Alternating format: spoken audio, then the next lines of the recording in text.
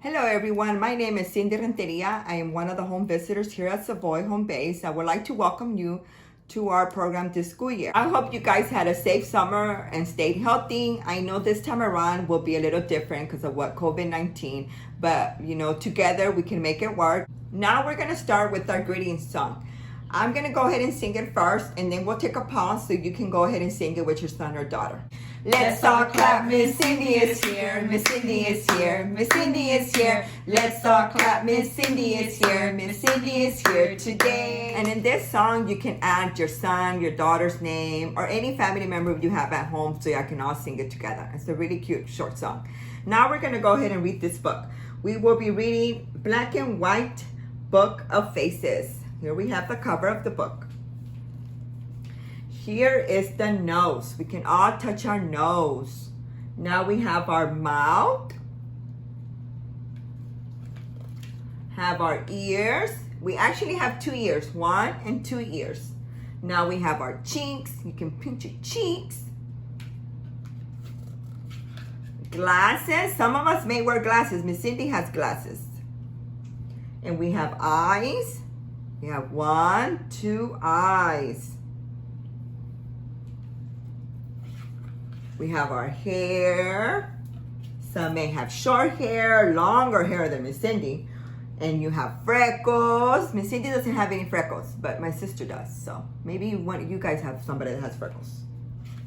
We have our chin. And then this little guy is wearing a hat on his head. Especially now that it's really, really hot. And then we have it, the end, our black and white book of faces.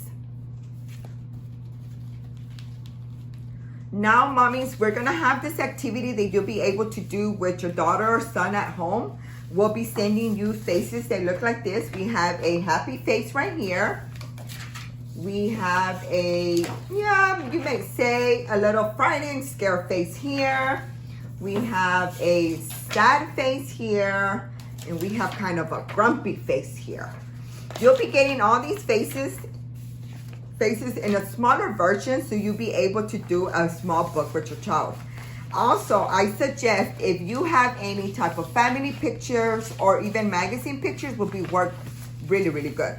All you can do is cut them out, put them in a blank sheet of paper, and you can make like this one. You can fold it in half, and then you fold it again, like this, and you can add all the different faces here.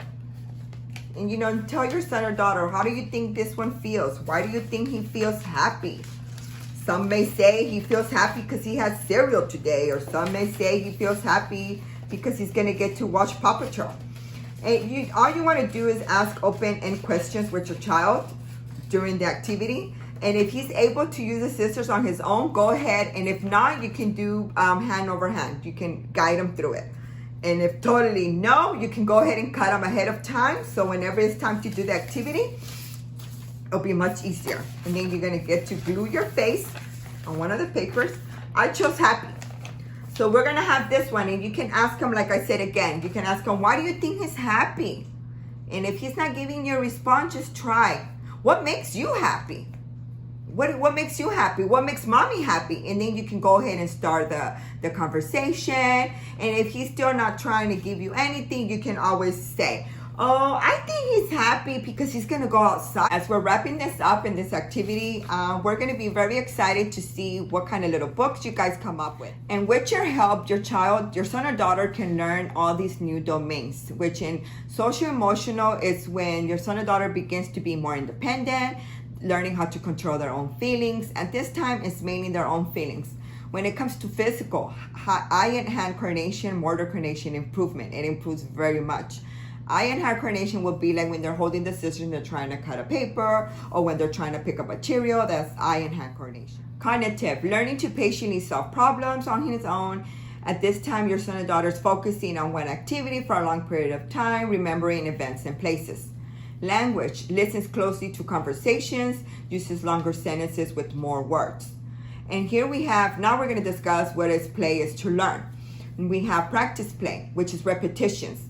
Repetitions when it comes to he's repeating a pattern, or when he lines up his cars, or when he lines up, let's say while he's eating, he's starting to make patterns. or even singing a song, you know, Twinkle Twinkle, he keeps singing it again, that's practice play. And we also have constructive play, when playing with construction toys, like building towers, building with blocks, or playing with sand. And then we have functional play. Functional play is when they're rolling a ball or pushing a car on the floor or pretending to feed a baby doll. That's functional play. Also, they learn through rough and tumble play, when they're chasing one another, or they're playing tag, or they're play fighting with their siblings. And we have dramatic play. Dramatic play is when they pretend to do a puppet show, or when they pretend to play groceries with their siblings, or even with youth. That's dramatic play. What is special about this age, 24 to 36 months?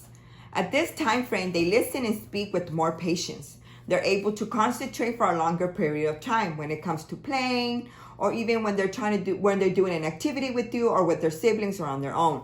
They resolve problems on their own. Let's say they're playing with a puzzle and they see it doesn't fit right, or even when they're playing with blocks and they don't stack correct, they're solving problems on their own. They're remembering events. You may be driving around through the grocery store and they remember, mommy, the store, or they may say, mommy, chips. They remember that they went in there and bought some chips, or went to the store with you.